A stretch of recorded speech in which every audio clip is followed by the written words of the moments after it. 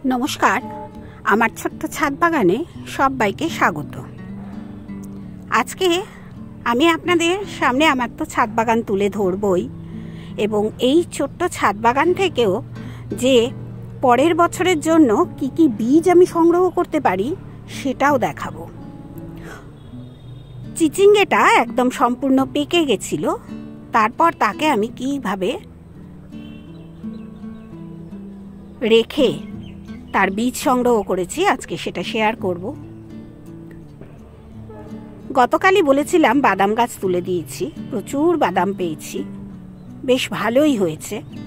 ওইটুকুনি grow ব্যাগে যে বাদাম এত সুন্দর হবে সেটাও তো আমি ভাবতে পারিনি।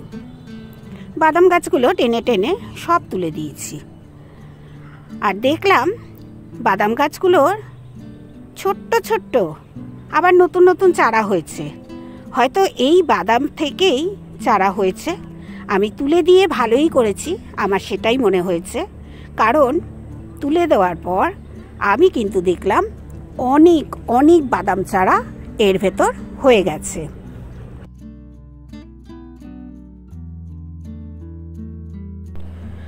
এই ছোট্ট ছোট্ট চারাগুলোকে কিন্তু আমি নষ্ট করিনি, রেখেই দিয়েছি।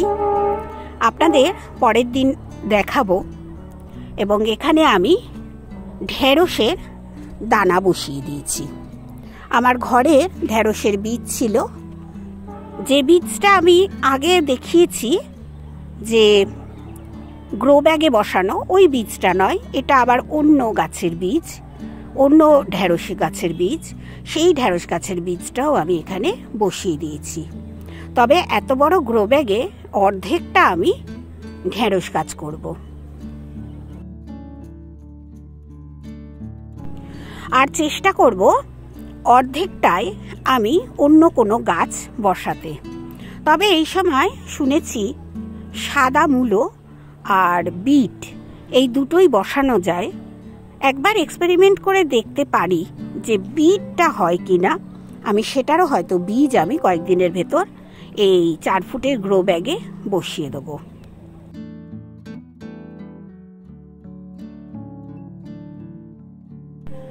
কতটা বাদাম হয়েছে দেখুন। কয়েকটা বাদামের ভেতর আমি 10 টাকা দিয়ে বীজ এনেছিলাম।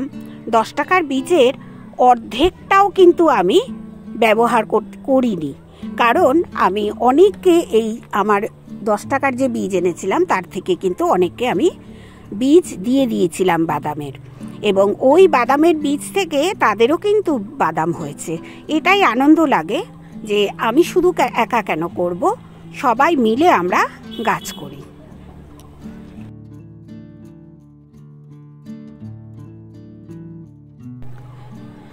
এবার দেখুন চিচিঙ্গেটা কতটা হলুদ হয়ে গেছিল এবং এত বৃষ্টি পড়ছিল। আমি চিচিঙ্গেটাকে টিপে টিপে দেখছিলাম, দেখছি দেবে যাচ্ছে, নরম হয়ে গেছে ভেতরের শ্বাসটা। তাই আমি না ওটা পেরে নিয়েছিলাম। পেরে নিতে কি হয়েছে, এটাকে আমি দড়ি দিয়ে বেঁধে ঝুলিয়ে রেখেছিলাম, কিন্তু এতটাই নরম হয়ে গেছিল যে পারছিলাম না রাখতে। দড়ি দিয়ে দড়ি থেকে ছিঁড়ে পড়ে গেছিল।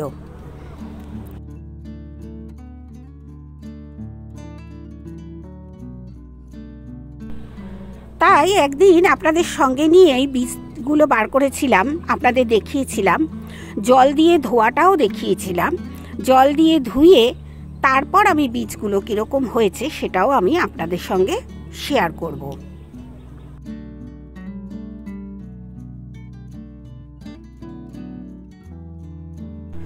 যেরকম আমরা চিচিঙ্গের দানা বাজার থেকে কিনে আনি দেখুন সেই রকমই হয়েছে।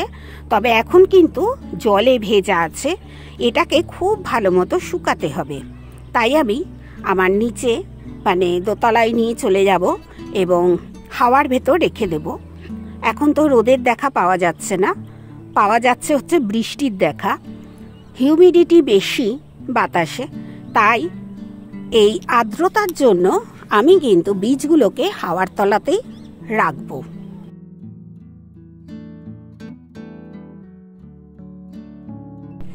নইলে পরে কিন্তু বীজগুলো নষ্ট হয়ে যাবে। বীজগুলো দেখুন, একটা চিচিঙ্গে থেকে এই এতগুলো বীজ হয়েছে।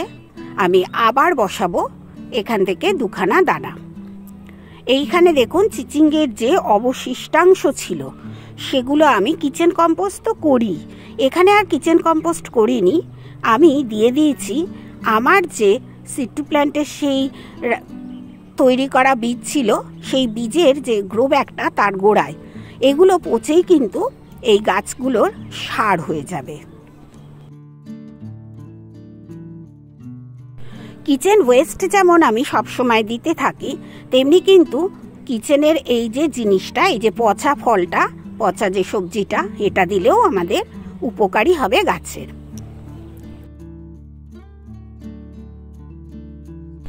শীতে হলিহক হয়েছিল এবং ওই হলিহকের বীজ পড়েই দেখুন আবার নিজের থেকে গাছ হয়েছে এবং এই বৃষ্টিতে এত সুন্দর ফুল হয়েছে। এই ফুলটা কিন্তু আমার 4 তলার ছাদের। আর আজকে ড্রাগন ফুটবে 6 খানা।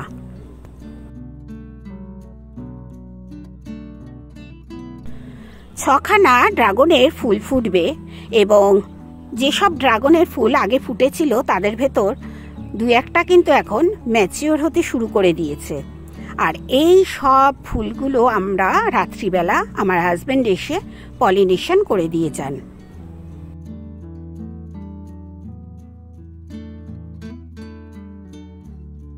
কারণ রাত্রিবেলা আমি ছাদে আসি না, আর এই সময় একমাত্র হাজবেন্ড আসেন, আমার মেয়ে আসে, ওরা দুজনে মিলে পলিনেশন করেছে এইগুলো।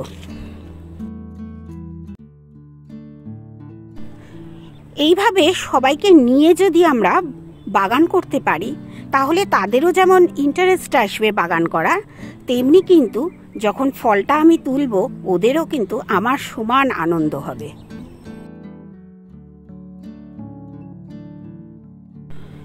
এই ফুলগুলো সব গতকাল ফুটেছিল।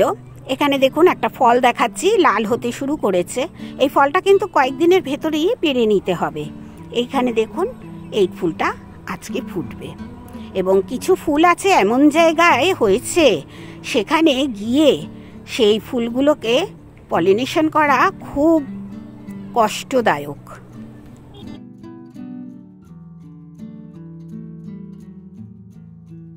পাঁচিলের বাইরে বাইরে সব ঝুলে গেছে গাছগুলো, তবুও এবারে আমি প্রুনিং করে করে অনেকজনকে ডালপালা দিয়ে দিয়েছিলাম যাতে সবাই গাছ করতে পারে। আর এটা লাল রঙের ড্রাগন, এই ড্রাগনটা খুব সুন্দর খেতে, টেস্টও খুব ভালো। এটা দেখুন আরও একটি ফল, এটা কিন্তু এখনো লাল হয়নি, কয়েকদিন বাকি আছে এর লাল হতে। আজকে এছাড়াও যে কাজগুলো করেছি, শশা গাছগুলো নষ্ট হয়ে যাচ্ছে বলে আপনাদের বারবার আমি বলছিলাম, আবার কিন্তু শশা গাছ আমার হয়ে গেছিল তৈরি আমার সিডলিং ট্রেতে, সেগুলো আজকে 4খানা গাছ নিয়ে এসেছি এবং গাছগুলো বসিয়ে দেবো। এই যে শশার বেডটা দেখুন, একটু হলুদ হলুদ জিনিস দেখতে পাচ্ছেন, এটা আমি M45 দিয়েছি, কারণ এত বৃষ্টি হচ্ছে যে দেখছি শশা গাছগুলো নষ্ট হয়ে যাচ্ছে, গলে যাচ্ছে গোড়াটা, এই জন্য।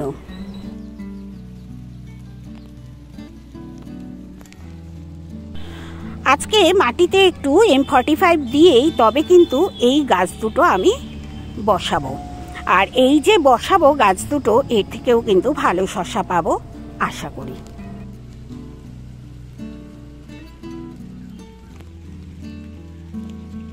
চারখানা শশা এখানে যেমন 2খানা দিয়েছি, আর এক জায়গায়ও 2খানা দিয়েছি, যেখানে আপনাদের বলেছি খুব ভালো শশা হচ্ছে সেই জায়গাটায়।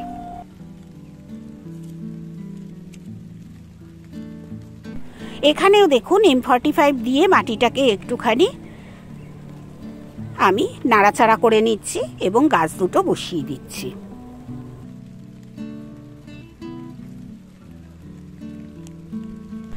আসলে এত বৃষ্টি পড়ছে আর শশা গাছের গোড়াগুলো এত নরম যে শশা গাছগুলো থাকতে চাইছে না, গোড়া পচে যাচ্ছে, তাই কিন্তু M45 আমি দিয়েছি। এখানে ছাইও ব্যবহার করতে পারতাম, কিন্তু আমি ছাই আজকে দিইনি। কিন্তু এখানে ছাই দেওয়া যায়, হলুদ দেওয়া যায়, সব কিছুই দেওয়া যায়, কিন্তু হলুদে এখন তো কেমিক্যালও থাকে, আমরা যে রান্নার হলুদ নিয়ে আসি, তাই জন্য ভাবলাম কেমিক্যালি যদি হলুদ দিতে হয় তার চেয়ে আমার একটু M45 এখানে দিয়ে দিই। একটু দিয়ে দিলে হয়তো গাছগুলো আমার ভালো হবে, ভালো থাকবে, গোড়াগুলো নষ্ট হবে না।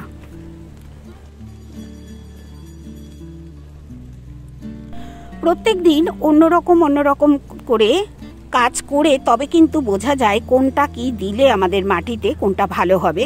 তাই কখনো আমি সাব ব্যবহার করি, কখনো M45 ব্যবহার করি, কখনো কিন্তু আবার ব্যবহার করি ট্রাইকোডার্মা ভিরিডি।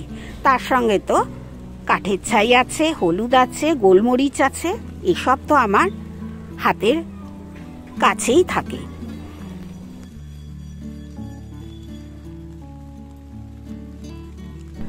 এই গাছটার শশাটা আজকে আমি তুলে নেব বিকেলবেলা, আর সন্ধেবেলা আমার মেয়ের জন্য তুলে নেব।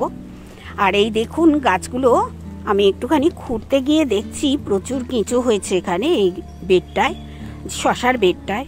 আর ছোট্ট ছোট্ট এই কেঁচোর জন্য আমি দেখেছি অনেকেই যেমন বলেন কেঁচো আমাদের বন্ধু, কিন্তু আমার মনে হয় যদি বেশি কেঁচো হয়ে যায় তাহলে কিন্তু গাছের গোড়া নষ্ট হয়ে যায়। এটা কিন্তু আমি আমার নিজস্ব অভিজ্ঞতায় দেখেছি। তাই বেশি কেঁচো হলে আমার খুবই অসুবিধা হয়, তখন আমি ডিমের খোসার গুঁড়ো এর ভেতর দিয়ে দিই। এর সঙ্গে আমি একটু হলুদ মেশাই, কোনো সময় গোলমরিচ মেশাই, এইসবও করি।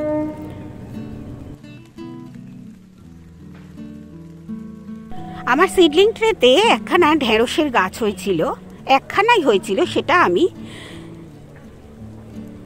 যে গ্রো ব্যাগটায় আমি 5খানা বীজ বসিয়েছিলাম তার ভেতর বসিয়ে দিলাম। আর 5খানা বীজের ভেতর দেখুন অনেকগুলো বীজই কিন্তু জার্মিনেট হয়ে গেছে। বেশ ভালো লাগে এই যে গাছগুলো বেরোচ্ছে, এরাও তো ছোট থেকে বড় হবে আমার চোখের সামনে, তারপর আবার এই গাছগুলো থেকেই কিন্তু আমি ফসল পাবো।